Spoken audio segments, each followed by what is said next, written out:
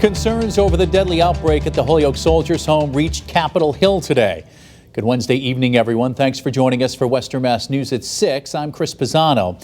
The House of Representatives Committee on Veterans Affairs heard testimony from a former superintendent of the home. Paul Barabani and Congressman Richard Neal held a media phone call after today's hearing. Western Mass News reporter Sarah Guernelli listened in, and she has the details. Sarah?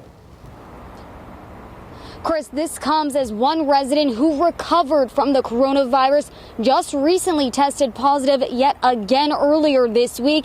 And now the former superintendent says he is worried about another outbreak inside the home. A former superintendent of the Holyoke Soldiers' Home speaking out Wednesday after testifying before the U.S. House of Representatives Committee on Veterans Affairs about the coronavirus outbreak at the home earlier this year. And so there are many factors that influenced the outcome at the Soldiers' Home. And some of them are beyond the control of the staff. Paul Barabani served as the superintendent nearly a decade ago. He says a big issue contributing to the death of dozens of veteran residents was the lack of preparation. Once that virus was in there, it's going to be very difficult to contain it.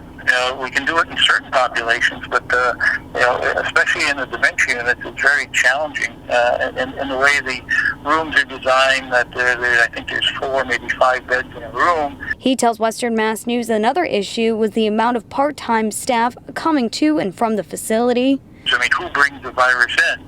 The Soldiers' Home in Holyoke has an incredible number of their staff as being part-time staff. And I looked at the comparison of Holyoke and Chelsea, and I also have New Hampshire. He says nearly 150 employees were part-time. Holyoke had 215 full-time people and 148 part-time people, employees. Now that's a lot of part-time employees.